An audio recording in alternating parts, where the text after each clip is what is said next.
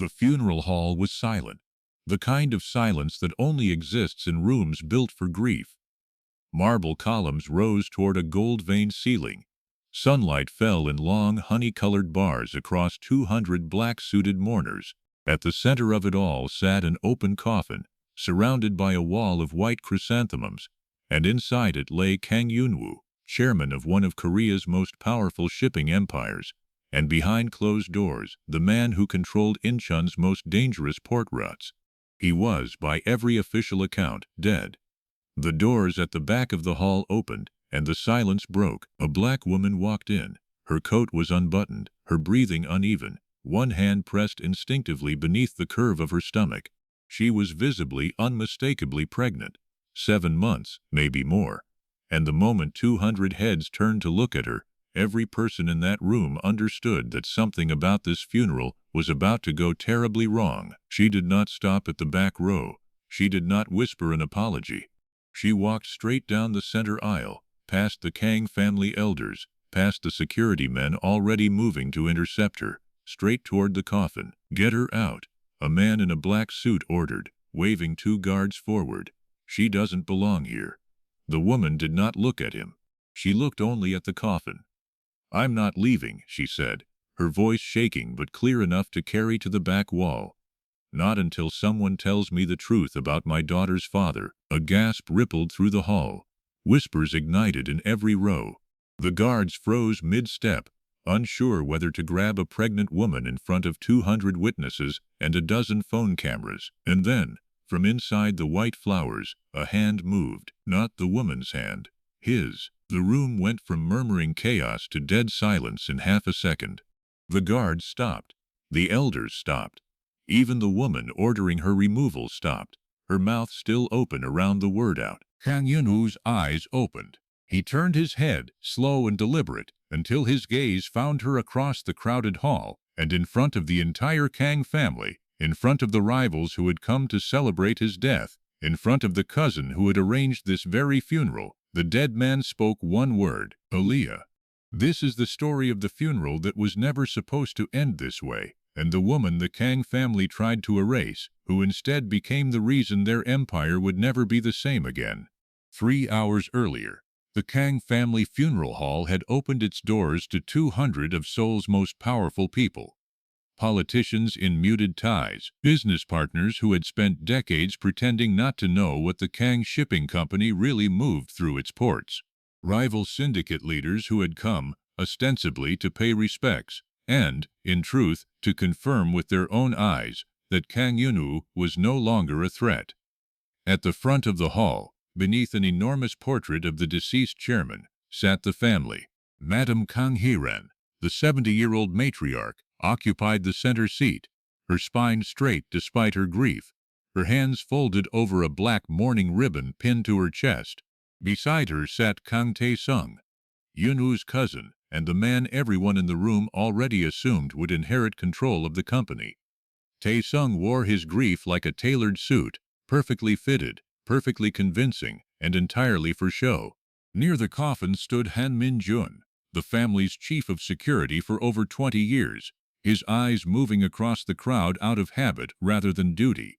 He had buried men before, he had never liked it, and he liked this one less than most, though he could not yet say why. The ceremony proceeded exactly as such ceremonies always did. Incense, bows, formal condolences murmured in hushed Korean, the photograph of a stern, composed man staring out over a room that had already begun quietly recalculating who would control which shipping route by the end of the week. Nobody in that hall expected the doors to open. Nobody expected a pregnant black American woman to walk through them. Aaliyah Monroe had not slept in 2 days. She had flown from New York to Incheon on a ticket she could not afford, carrying nothing but a small bag, a phone full of unanswered messages, and the weight of a child who kicked against her ribs every time her heart rate spiked, which, for the last 48 hours, had been almost constantly. She had learned of Yun-woo's death from a 5-line news article. Kang Group Chairman Kang Yun-woo, 35, dies of sudden cardiac arrest. No mention of a fiancée, no mention of her at all, as though the 11 months they had spent building a life together in secret had simply never existed. She stood outside the funeral hall for 11 minutes before she found the courage to open the door. The moment she stepped inside, the temperature of the room seemed to drop. Heads turned. Whispers started in Korean and English both. She felt every eye catalog her, the visible pregnancy beneath her coat, the unfamiliar face, the wrong-colored skin in a room built entirely from generations of Korean lineage and inherited power. A young man in a black suit, one of the family's junior security staff, stepped into her path before she reached the third row. "Excuse me, this is a private family funeral," he said, his English careful and clipped. "You need to leave." "I need to see him," Aaliyah said. "You don't understand. This is—" "I understand exactly what this is," she said, and something in her voice made the young man hesitate. "I need 5 minutes." By then, Tae-sung had risen from his seat near the front, drawn by the disturbance the way a shark is drawn by movement in the water. He crossed the hall with the calm, unhurried authority of a man who had spent his entire adult life waiting for a room like this one to finally belong to him. "Who let this woman inside?" he said. Not a question, an accusation, aimed at the security staff rather than at her. "I let myself inside," Aaliyah answered. "I'm not asking your permission." A murmur of scandalized disbelief moved through the front rows. Nobody spoke to Kang Tae-sung that way. Nobody, especially not a stranger, especially not this stranger, standing in the center aisle of a funeral, with her hand resting protectively over a stomach that made her reason for being there impossible to ignore. "You don't belong here," Tae-sung said, lowering his voice to something colder. "Whatever you think you know about my cousin, this is not the place to discuss it." "Your cousin," Aaliyah repeated. "Is that what you're calling him today?" Something flickered behind Tae-sung's composed expression, gone almost before it appeared, but Han Min-jun, watching from beside the coffin, caught it. He filed it away the way he filed away every small wrong thing that happened in rooms he was responsible for protecting. "Security," Tae-sung said, not raising his voice, simply lifting 2 fingers. "Escort her out." 2 guards moved toward Aaliyah. She did not step back. "I'm carrying his child," she said, loud enough now that the entire hall heard it clearly, loud enough that Madame Kang's head turned sharply toward the aisle, loud enough that the whispers erupted into open, horrified conversation. "Kang Yun-woo is the father of my daughter. We were engaged. He asked me to marry him 11 months ago, and none of you knew I existed because he was protecting me from exactly this, from a room full of people deciding what to do about me before I've even had the chance to say goodbye to him." Madame Kang rose from her seat, one hand pressed to the mourning ribbon at her chest, her face unreadable in the way only decades of controlling a room could produce. "This is not the time," the old woman said, her English precise despite the tremor beneath it. "Whatever grief you are carrying, you will not use my son's funeral to make it public." "I'm not here to make a scene," Aaliyah said, and for the first time her voice cracked. "I'm here because I loved him. And because something about the way he died doesn't make sense to me, and nobody will return my calls, and I flew 9,000 miles because I couldn't bury the father of my child from a 5-line article on my phone." The guards reached her. One took her arm. She did not fight. She simply looked past him, toward the coffin, toward the man lying still beneath the white chrysanthemums, and something in her medical training, something buried under grief and jet lag and 8 months of pregnancy, caught on a detail that did not belong. His lips were not the color of a dead man's lips. Before Aaliyah had become a florist in New York, before she had spent 11 secret months falling in love with a man who told her he ran a shipping company, and only much later admitted what really moved through his ports, she had spent 4 years as an emergency medical technician in the Bronx. She had seen death, real death, the kind that could not be staged, more times than she could count. She knew what oxygen deprivation did to a person's lips within hours of cardiac arrest. She knew what a body looked like after 2 days in a funeral home's care. Yun-woo's lips were not the correct shade of blue-gray. There was the faintest hint of pink at the edges, the kind that shouldn't exist in a body that had supposedly stopped functioning 48 hours earlier. She stopped resisting the guard's grip and turned instead, twisting to look directly at the coffin as they pulled her back down the aisle. "Wait," she said. "Wait, someone check his color. Someone check his temperature. Something is wrong with him." "She's clearly not well," Taesung said smoothly, to the room rather than to her, already performing the concerned relative for an audience of 200 witnesses. "Take her somewhere she can calm down." "I am calm," Aaliyah said, twisting harder against the guard's hold. "I've seen dead bodies. I worked in emergency medicine for 4 years. That man does not look like a man who has been dead for 2 days." Han Min-jun, still standing near the coffin, went very still. He had noticed something himself, 12 hours earlier, that he had dismissed as an overactive imagination brought on by 20 years of paranoid loyalty. A faint, almost imperceptible rise and fall near the chest, a stillness that felt less like death and more like the deepest kind of sleep. He had told no one. He had assumed he was wrong. Leanan had Nantamei. The guards pulled Aaliyah backward, her heels catching against the marble floor, her hand instinctively curving around her stomach to shield the child inside her from the jostling. Madame Kang watched with an expression caught somewhere between grief and fury, unable to decide whether the woman in front of her was a threat, a liar, or something far more inconvenient, the truth. "You're all so afraid of what I might say that you won't even let someone check if he's really gone," Aaliyah called out, her voice raw now, cracking under the weight of everything she had carried across 9,000 miles. "What kind of family does that?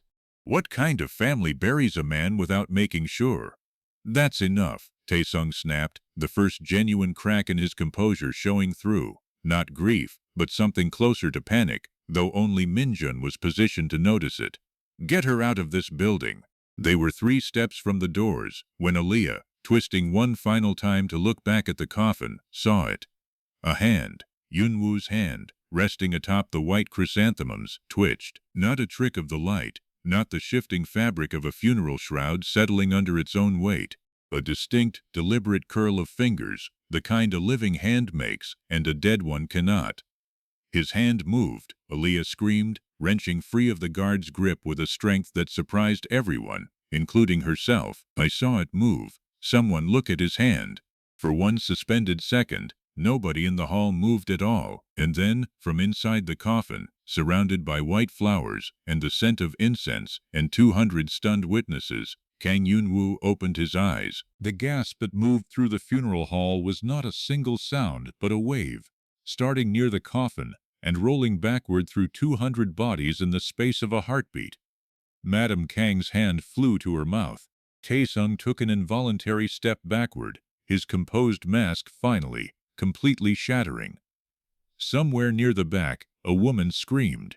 Yunwoo's eyes moved slowly across the ceiling, adjusting to light after 2 days of induced stillness, before finding the one face in the room he had been fighting, beneath layers of paralysis and poison, to find. "Aaliyah," he said. His voice was hoarse, barely more than a whisper, but in a room gone utterly silent, it carried to every corner. Aaliyah broke free of the guards entirely now, no one attempting to stop her, and half ran, half stumbled down the aisle toward the coffin, one hand cradling her stomach, the other reaching for him before she had even fully processed what she was seeing. "You're alive," she said, tears breaking loose all at once. "You're alive. You're alive. I need you to listen to me," Yunwoo said, his words slurred, his body still fighting whatever had been done to it. "Something is wrong. I can't move my legs. I can't." His eyes rolled slightly, his breath catching, and Aaliyah's training took over before her grief could. "He's still poisoned," she said sharply, turning to the stunned crowd. "Somebody get me water and a clean cloth, now. His pulse is too slow. His pupils are unequal. This isn't over." Han Min-jun moved instantly, years of loyalty finally finding a purpose again, shouting orders in Korean that sent 2 staff members running. Taesung, still frozen near the front row, stared at his cousin's open eyes, with an expression that no one in the chaos thought to examine closely, except Min-jun, whose gaze flicked toward him for exactly 1 second before returning to the emergency unfolding at the coffin. It was not relief on Taesung's face. It was fear. What followed was chaos, dressed in formal black clothing. 200 mourners, who had come to observe a funeral instead, watched a resurrection turn into a medical emergency. Aaliyah kneeling beside the coffin with a competence that startled everyone who had assumed, moments earlier, that she was simply an unstable stranger making a scene. "He's breathing but shallow," she said, pressing 2 fingers to Yunwoo's throat, counting silently. "Pulse 48, maybe lower. That's not normal even for someone who's been sedated. Someone needs to tell me exactly what was in his system." The family's private physician, a nervous man named Dr. O, who had signed the original death certificate, pushed through the crowd, looking as though he might faint himself. "The report said cardiac arrest," he stammered. "I don't understand how he's—" "Cardiac arrest doesn't produce a pulse 48 hours later," Aaliyah snapped, years of ER training sharpening her voice into something the doctor had no defense against. What did his tox screen actually show? Was there one at all, or did somebody skip that step? O's silence answered the question more clearly than words could have. Wenjun crouched beside Yunwoo's head, speaking low and urgent in Korean, and Yunwoo, fighting through whatever chemical fog still gripped his nervous system, managed to focus on his security chief's face. "Wenjun," he rasped, "the recording, did it capture the room?" Wenjun's eyes widened slightly, but he answered without hesitation. "It's running, Chairman. Every camera in this hall has been recording since the doors opened this morning." A flicker of something, satisfaction, grim and exhausted, passed across Yunwoo's face before his eyes slid shut again. Not in death this time, but in the sheer physical toll of holding on this long. "Get him to the private medical suite," Aaliyah said, already moving alongside the stretcher 2 staff members had produced from somewhere. "Now, before whoever did this to him decides to finish the job while he's surrounded by an audience." Nobody in the hall argued with her. By the time the coffin sat empty on its stand, surrounded by scattered white chrysanthemums and 200 mourners who had come dressed for a funeral, and instead witnessed a miracle, the woman the family had tried to drag out the door 40 minutes earlier was the only person in the building anyone trusted enough to follow. The Kang family maintained a private medical suite 3 floors above the funeral hall, the kind of discreet, fully equipped room that existed for exactly the sort of situation the family had spent decades quietly managing without outside intervention. Dr. O worked alongside Aaliyah now, his earlier nervousness giving way to genuine deference once he understood how much she actually knew. "You worked in emergency medicine," he said, watching her set an IV line with practiced hands despite the 8 months of pregnancy that made every movement more careful than it once would have been. 4 years in the Bronx," Aaliyah said.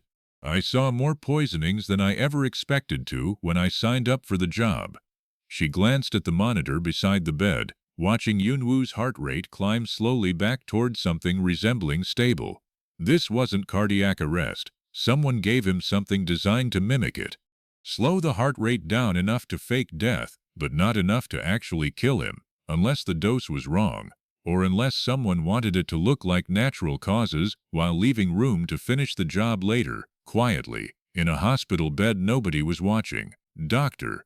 O said nothing, but his silence carried its own confirmation. By the time Yunwoo's eyes opened again, properly this time, focused and aware, rather than fighting through chemical fog, Aaliyah was seated beside the bed, one hand resting on his, the other curved protectively over her stomach. "You came," he said quietly.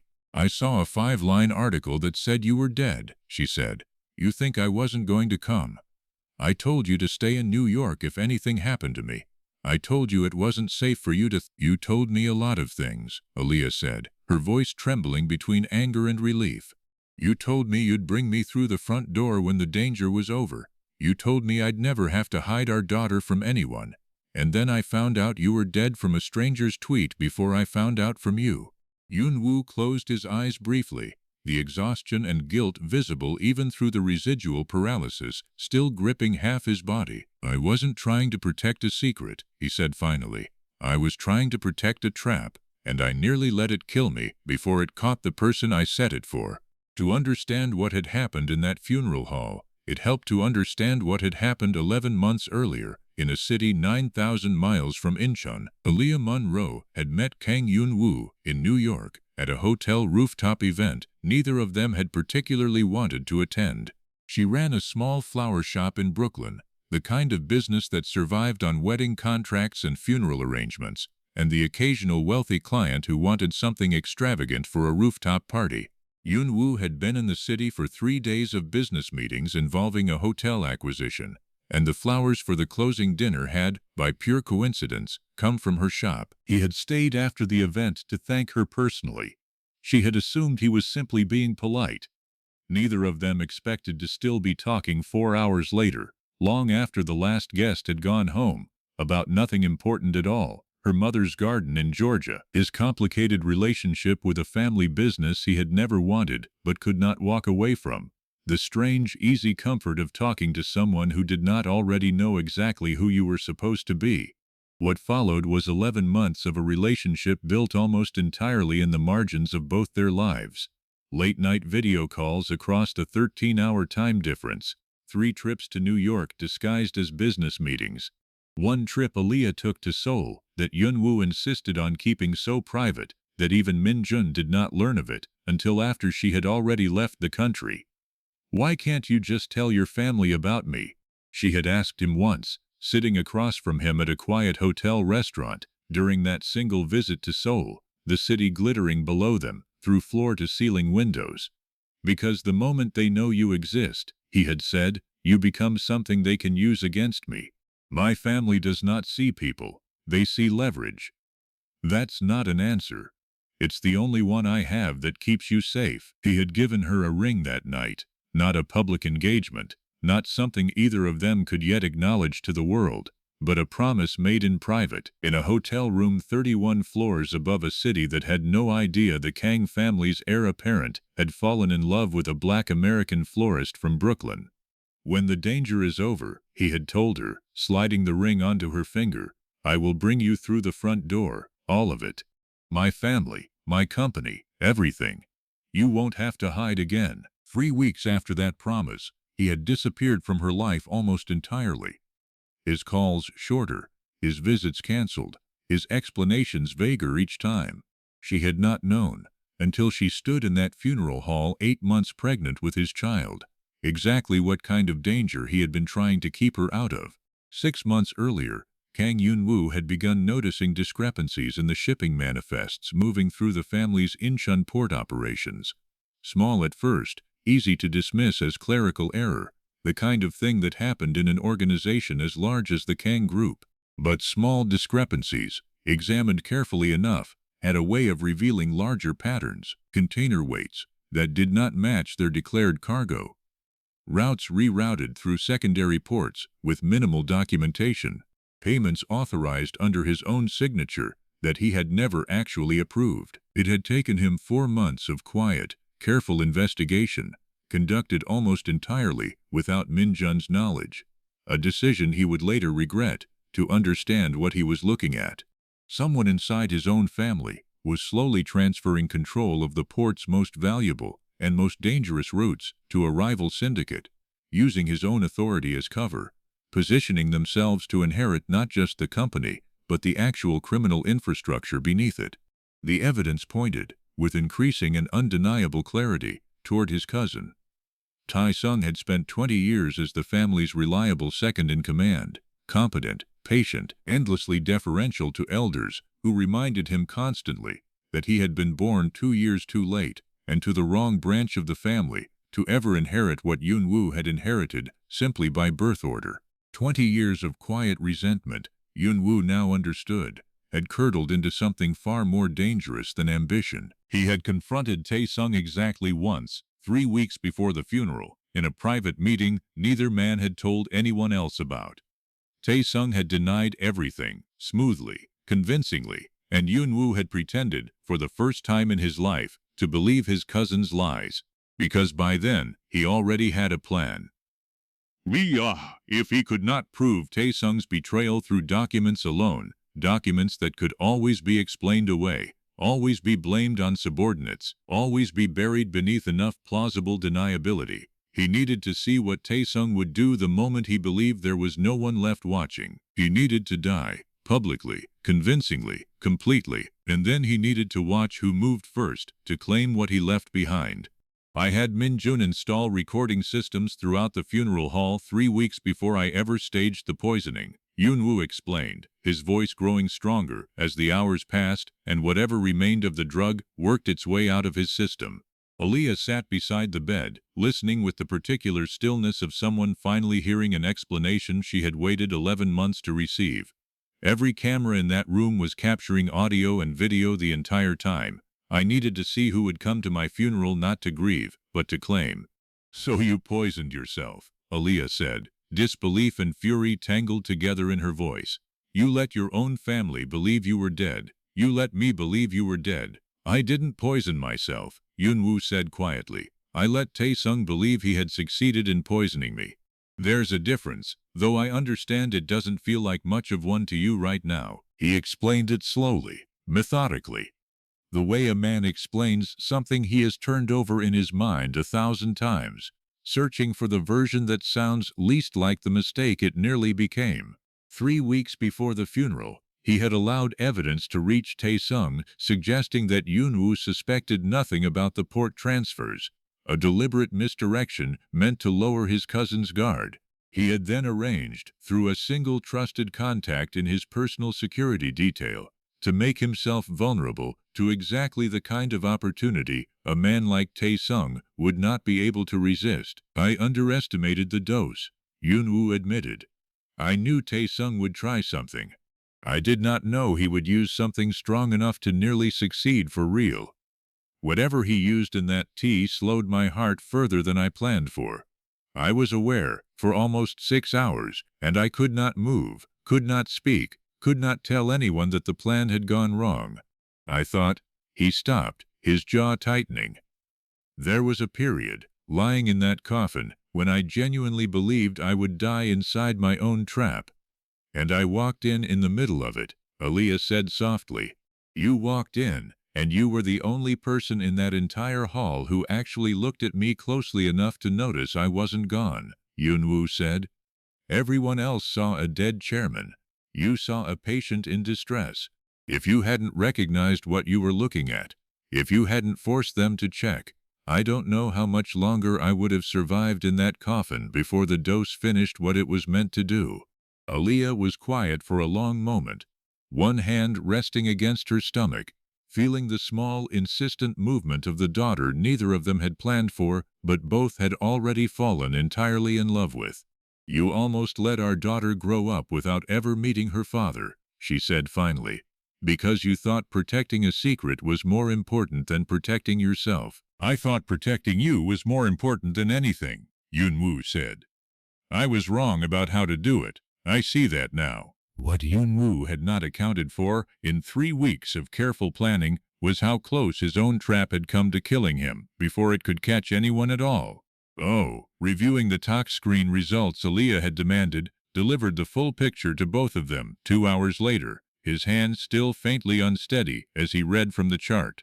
"The compound used produces a cardiac and respiratory slowdown consistent with clinical death to any observer without specialized equipment," he explained. "Pulse becomes nearly undetectable by touch alone. Breathing shallows to the point of invisibility. Skin temperature drops. To anyone without training, it presents exactly like death within the first several hours." He glanced at Aaliyah with something close to professional respect. "But it is not designed to remain undetectable indefinitely. As the compound metabolizes, subtle signs return, color in the extremities, faint movement, minor twitching as neural function slowly resumes. In a hospital setting, monitored properly, this would have been caught immediately. In a funeral hall, surrounded by mourners who have already been told the person is dead, nobody's looking for signs of life in a dead man," Aaliyah finished quietly. "They're looking for permission to grieve, and I walked in and interrupted that. Nobody wanted to hear it. Nobody except—" She stopped, glancing toward the door, where Han Min-jun had been standing silently for the last several minutes, listening. "Except me," Min-jun said, stepping fully into the room. "I noticed something 12 hours before the funeral began. a change in his color. I told myself I was imagining it because the alternative, that something had gone wrong, that the plan I had helped arrange was killing him instead of saving him, was not something I wanted to consider. He bowed his head slightly toward Aaliyah, an unusually formal gesture from a man not given to displays of deference. You saved his life, Miss Monroe. Whatever the family decides to say about how you arrived at this funeral, that fact will not change. Yunwoo reached for Aaliyah's hand, his grip stronger now than it had been an hour earlier. The plan would have worked, he said. Taesung would have shown his hand eventually, evidence or no evidence. But I would not have been alive to see it if you hadn't been standing in that hall, refusing to let them carry you out the door. Word of what had happened in the private medical suite had, inevitably, begun to spread through the family. By the time Madame Kang arrived, her composure restored, but her eyes betraying the sleepless exhaustion of a woman who had buried her son that morning and was now being asked to process the fact that he had never actually died. The room had grown crowded with the particular tension of people uncertain what they were now permitted to believe. I owe you an apology, Madame Kang said, addressing Aaliyah directly for the first time without the cold formality she had worn in the funeral hall. I assumed you had come to exploit my son's death. I did not consider that you might be the reason he still has a life to return to. I didn't come here for an apology, Aaliyah said. I came here because I loved him, and because I refused to let our daughter grow up not knowing what actually happened to her father. Madame Kang's gaze dropped, for the first time, to the visible curve of Aaliyah's pregnancy, really looking at it, the way she had refused to allow herself to look at it in the funeral hall, when acknowledging it would have meant acknowledging a truth the family was not yet ready to hold. How far along? The old woman asked quietly. 8 months, Aaliyah said. She's due in 3 weeks. Something shifted, almost imperceptibly, in Madame Kang's expression. Grief and shame, and the first fragile edge of something that might eventually become welcome. My son kept many things from this family, she said. I understand now that most of them he kept to protect the people he loved from what this family has become. I do not know yet what to do with that understanding. But I know that a child of this bloodline should never have been kept a secret out of fear of what her own grandmother might do. Yunwoo, still weak but sitting upright now, reached for the ring hanging from the chain around Aaliyah's neck, the ring he had given her 31 floors above Seoul, the ring she had worn hidden beneath her clothes for 11 months because revealing it meant revealing everything. Wear it where they can see it now, he said quietly. All of it. No more hiding. While the family absorbed the impossible reality of Yunwoo's survival, Han Minjun moved with the quiet efficiency of a man who understood that grief, however genuine, was a luxury that would have to wait. He retrieved the full recordings from the funeral hall's hidden camera system, 3 weeks of footage, culminating in the 6 hours immediately following Yunwoo's staged death, when the family believed no one capable of judgment remained watching. What the footage showed, laid out across 3 monitors in Yunwoo's private study, told a story more damning than even Yunwoo had anticipated. 2 days before the funeral, Taesung had entered Yunwoo's office alone, ostensibly to retrieve documents related to funeral arrangements. The camera hidden in the bookshelf captured him instead opening the private safe using a code he should not have possessed, removing a set of port authorization documents, and photographing each page with his phone before returning them exactly as he had found them. 1 day before the funeral, a second angle showed him meeting, in the back room of a restaurant on the outskirts of Incheon, with a man neither Yunwoo nor Minjun immediately recognized, until a reverse image search, run quietly by one of Minjun's junior staff, identified him as a senior logistics coordinator for a rival syndicate that had spent the better part of a decade attempting to break into the Kang family's port routes. He's been selling us for months, Minjun said grimly, pausing the footage. Maybe longer. This isn't a man who panicked and made one bad decision. This is a man who built an exit plan and needed you gone to execute it. The most damning footage came from the morning of the funeral itself, time-stamped 4 hours before the first mourners arrived. Taesung standing alone beside the coffin, believing himself unobserved, speaking quietly into his phone. "It's done," the audio captured him saying, in Korean, his voice carrying none of the grief he would perform an hour later for 200 witnesses. "The board meeting is scheduled for next week. By then there won't be anyone left to object." It was Aaliyah, reviewing printed copies of the photographed documents with Dr. O's help translating the technical shipping terminology, who noticed the detail that transformed the evidence from suspicious to conclusive. "This shipping code," she said, pointing to a series of alphanumeric characters repeated across 4 separate documents. "This isn't a Kang group routing code. I've seen enough of your company's paperwork over the last 11 months to recognize the format, and this doesn't match it." Min Jun leaned over her shoulder, frowning at the sequence. "You're right, this is a foreign registration format. It's the same prefix used by the syndicate rep in the restaurant footage," Aaliyah said, cross-referencing the 2 documents side by side. "He's not just leaking information. He's already rerouting active shipments through their registration system. This isn't a plan for after the funeral, it's already happening." Yun-woo, still confined to bed but alert now, absorbed the information with the grim, focused stillness of a man recalculating an entire strategy in real time. "He's moving faster than I expected," he said. "He believes I'm dead and the board vote is still a week away. He thinks he has time." He looked at Min-jun. "How much of this can we present to the board without exposing that the funeral itself was staged?" "All of it," Min-jun said. "The recordings capture his confession independent of anything you arranged. We don't need to explain your reasons for setting the trap. We only need to show what he did inside it. And the poison," Aaliyah added. "Dr. O's talk screen is dated, documented, and admissible. Combined with the footage of him meeting the rival syndicate 2 days before you were poisoned, no board in the world is going to need much more than that to understand exactly what happened." Yun-woo was quiet for a moment, watching the woman who had walked into his funeral 8 months pregnant and uninvited, now sitting at the center of dismantling the conspiracy that had nearly killed him. "11 months ago," he said softly, "I told you my family only sees people as leverage. I think I need to correct that. They're about to see exactly what it looks like when someone refuses to be anyone's leverage at all." Tae-sung arrived at the private medical suite that evening, having spent the hours since the funeral hall's chaos composing an explanation he believed would hold.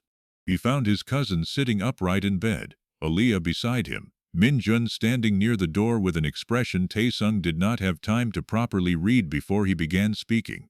"I came as soon as I heard," he said, performing relief with the same practiced ease he had performed grief that morning.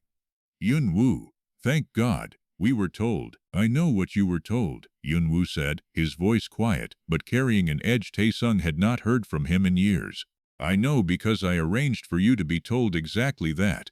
Tae-sung's expression flickered, almost imperceptibly, before recovering. "I don't understand." "You will," Yun-woo said. "Sit down." Tae-sung did not sit. His eyes moved instead to Aaliyah, and something in his composure hardened into open contempt. "I don't know who this woman is, or what she's told you," he said, "but you're clearly still recovering from whatever happened to you. You're not thinking clearly. The board will need to see a doctor's evaluation before." "The board will see quite a lot of things," Yun-woo said. "Sit down, Tae-sung." This time something in his cousin's voice made Tae-sung obey. "You're weak," Tae-sung said, lowering himself into the chair, his mask slipping further with each passing second. "Whatever happened to you today, you're not fit to run this company right now. I've already spoken to 3 board members. They agree the transition should proceed as what?" Yun-woo asked. "As planned? Your plan, or the plan you agreed to with the man you met at the restaurant on the outskirts of Incheon 2 days ago." Silence dropped over the room like a physical weight. Tae-sung's face, for the first time, showed something other than performance. "I don't know what you're talking about," he said, but the words came too quickly, too thin to carry conviction. Aaliyah, watching from beside the bed, felt her daughter shift inside her, a small, insistent movement, as though even she understood the significance of what was about to happen in this room. "You will," Yun-woo said again, and nodded to Min-jun, who crossed to the door and quietly activated the recording system built into the medical suite itself. "Say it again," For the record this time. Tae-sung's composure did not shatter all at once. It eroded, piece by piece, over the following 20 minutes, as Min-jun laid the evidence before him: the office footage, the restaurant meeting, the shipping documents, the audio of his own voice declaring it's done beside the coffin of a man he believed he had killed.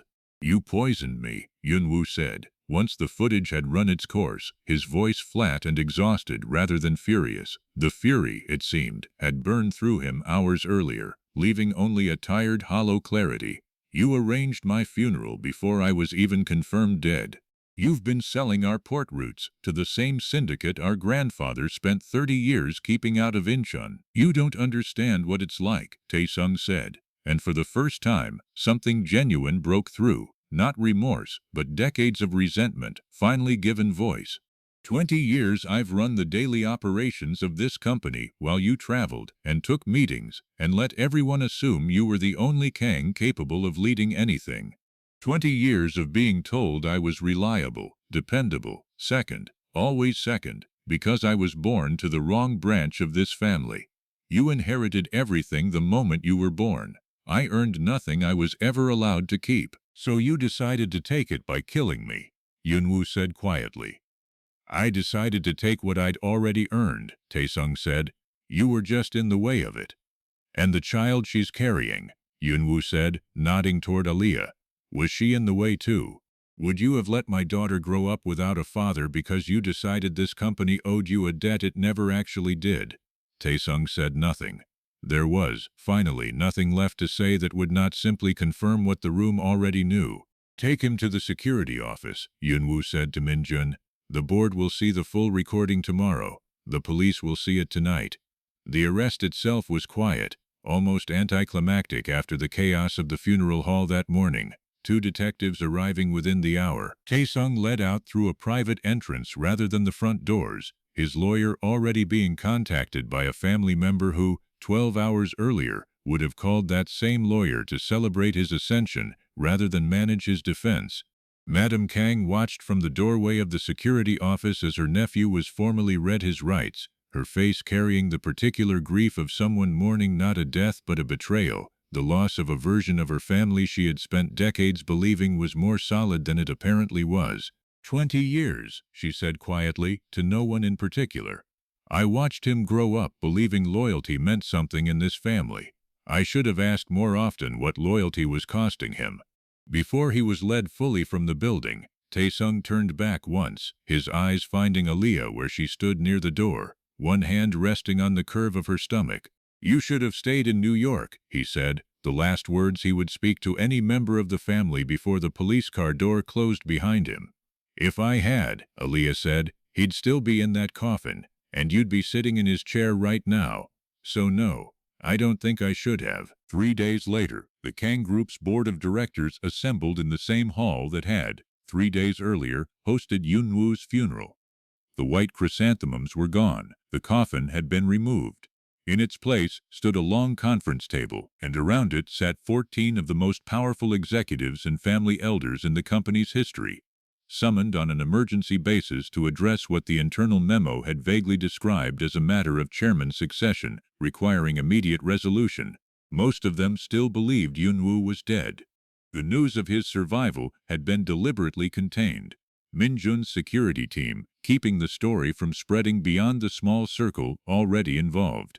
A controlled silence Yun-woo had insisted on, wanting the board to hear the truth directly from him, rather than through rumor.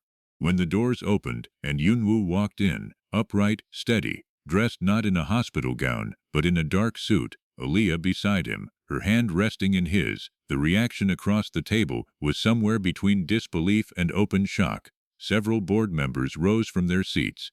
One woman near the far end audibly gasped. I understand this is difficult to process, Yun-woo said, taking his seat at the head of the table as though returning from an extended business trip rather than his own funeral. I assure you, I understand it better than any of you. He gestured for the room to settle, waited for the murmurs to subside, and then nodded to Min-jun, who dimmed the lights and began the recording. What followed was 14 minutes of footage that transformed the mood in the room, from confusion to horror to grim, resolved anger, The office break-in, the restaurant meeting, the confession beside the coffin, the final admission recorded in the medical suite 3 nights earlier. By the time the footage ended, several board members were staring at the empty chair Tae-sung would have occupied had he not spent the last 3 nights in a detention cell awaiting formal charges. "My cousin poisoned me 2 weeks ago," Yun-woo said, once the lights came back up. "He arranged my funeral believing the poison would be fatal, and when it was not immediately fatal enough, he moved forward with the ceremony anyway, planning to finish what he started once I was alone in a hospital bed with no one left watching. He has spent the better part of a year selling this company's most sensitive port infrastructure to a rival syndicate our family spent 3 decades keeping out of Incheon." He paused, letting the weight of it settle. "I am alive today for exactly one reason," he continued. "Because a woman this family had never met, who had no invitation to my funeral and no formal place in this family's hierarchy, noticed something 200 other mourners did not. She noticed that a man everyone had already agreed was dead did not look, to someone with actual medical training, like a dead man at all. She forced this family to check. If she had not, I would not be sitting at this table today." Every eye in the room turned toward Aaliyah, standing quietly beside him, her hand still resting protectively over her stomach. "Her name is Aaliyah Monroe," Yun-woo said. "For 11 months, I kept our relationship hidden from this family, believing I was protecting her from the exact kind of danger that nearly killed me. I understand now that hiding her did not protect her at all. It only left her standing alone in a funeral hall, forced to fight for the right to save my life, while a family that should have already known her name instead tried to have her removed." He turned to face the board directly, his voice steady, formal, and unmistakably final. "Aaliyah Monroe is not an outsider," he said. "She is my fiancée. She is the mother of my daughter, who will be born within the month, carrying this family's name, whether this family has yet earned the privilege of that or not. And she is the only person in this room, this company, or this family, who has, in the entire course of this crisis, done nothing but tell the truth." He reached for her hand. "I am naming her effective immediately as director of the Kang Foundation, overseeing the company's medical and charitable operations, a position she is, I should note, considerably more qualified for than most of the people who will find that decision uncomfortable." A few tense, surprised laughs broke the tension in the room, the first genuine relief anyone had felt since the recording began playing. "And when our daughter is born, she will be introduced to this family and to this company, not as a secret to be managed, but as an heir to be protected." Madame Kang, seated near the head of the table, rose slowly to her feet, and in a gesture that visibly startled half the board, unpinned the black mourning ribbon from her own chest and crossed the room to where Aaliyah stood. "This family owes you an apology it can never fully repay," the old woman said, pinning a different ribbon, white, the traditional color of new beginnings rather than mourning, onto Aaliyah's coat. "Let this be the beginning of paying it." The final act of the board meeting was procedural, cold, and absolute. With the evidence presented and Yun-woo's authority publicly restored, the board voted unanimously to remove Kang Tae-sung from every position he had held within the company, effective immediately, pending the outcome of his criminal proceedings for attempted murder and conspiracy.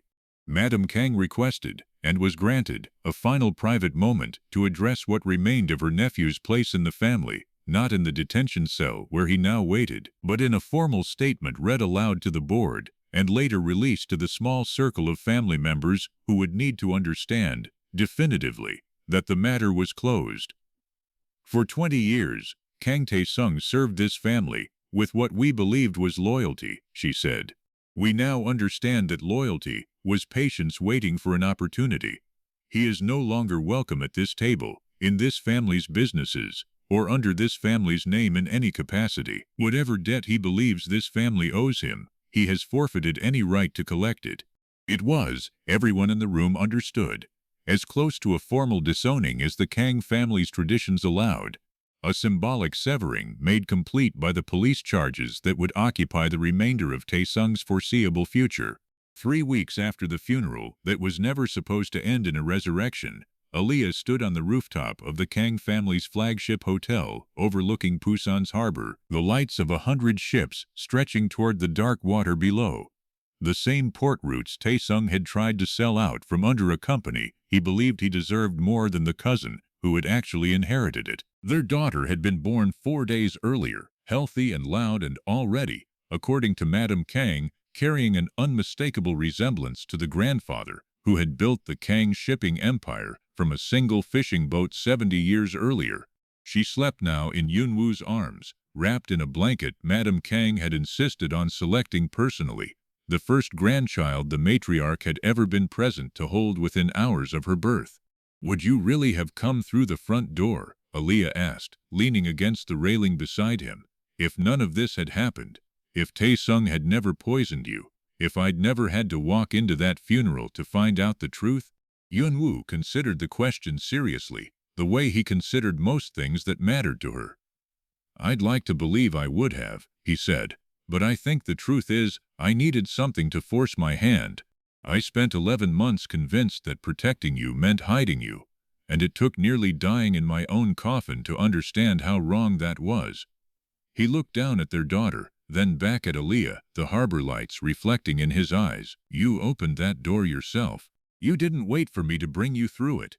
You walked into a funeral hall full of 200 strangers who had already decided you didn't belong there, and you made them listen anyway." "I wasn't going to let our daughter grow up not knowing what happened to her father," Aaliyah said.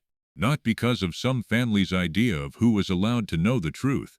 Yunwoo reached into his coat and withdrew the ring, her ring, the one she had worn on a chain hidden beneath her clothes for 11 months, now cleaned and reset, waiting for exactly this moment. "Then let's make sure nobody in this family ever has reason to question where you belong again," he said, sliding it onto her finger properly this time, in full view of the harbor, the ships, the lights of a company that had nearly been stolen, and instead had been saved by the one person everyone had tried to keep out of the room. The funeral that was supposed to bury a chairman instead exposed a traitor, saved a company, and revealed a family the world had never known existed. A black American woman from Brooklyn, standing beside a Korean shipping heir on a rooftop above Busan's harbor, their daughter asleep between them, wearing a name that 200 mourners had once tried to keep off the guest list entirely. Kang Taesung would stand trial in the months that followed, the recorded confession leaving little room for the kind of ambiguity that might once have protected a man of his position. The port routes he had tried to sell were secured, the rival syndicate's brief foothold in Incheon dismantled before it could take root. And in the Kang family's official records, the ones filed with the board, the ones read aloud at company functions, the ones that would one day be told to a daughter old enough to understand exactly how her parents met, the story was no longer one of a chairman's tragic sudden death. It was the story of a funeral, where a woman nobody wanted in the room refused to leave until the truth came with her, and the moment a dead man opened his eyes, called her name, and made sure the entire world understood exactly who she was.